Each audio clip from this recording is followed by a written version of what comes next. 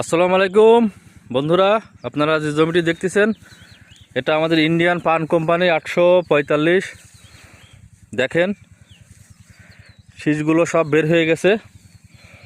তা মাশাল্লাহ, এখানে কিন্তু পাশকাঠির সংখ্যা কম, কারণ এটা কিন্তু 40 দিনের চারা রোপণ করেছিল। আপনারা এই ধানটি সবসময় 30-32 দিনের চারা রোপণ করবেন, তাহলে আরও পাশকাঠি পাবেন। এই দেখেন শীষ বের হয়েছে।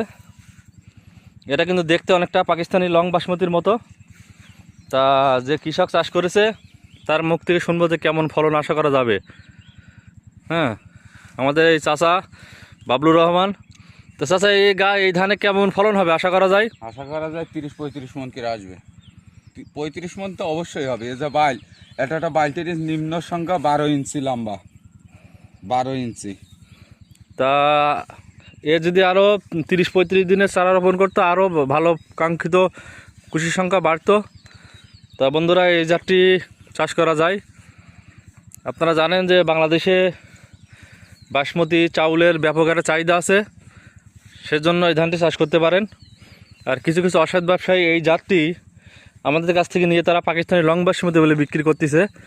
তাদের কাছ থেকে সাবধান, কারণ এটা পাকিস্তানি লং বাসমতির মতো লম্বা, আর চাউলটাও অনেক লম্বা এবং ভাত খেতে সুস্বাদু, এবং বিরিয়ানির চাউলের জন্য এই ধানটি, এই চাউলগুলো ব্যবহার করা হয়। তা চাষি ভাইয়েরা অন্যান্য জাত চাষ না করে এই জাতটি চাষ করতে পারেন। ধন্যবাদ। আশা করা যায় 30 মণ ওপরে প্লাস ফলন হবে। 35 মন তো অবশ্যই আসবে। আর এটা হলো রড মিনিকের চাইতে 4-5 দিন আগে কর্তন করা যাবে। তাই যারা একটু দ্রুত ধান আগে ঘরে নিতে চান তারা এই জাতটি চাষ করবেন। ধন্যবাদ, সবাই ভালো থাকবেন।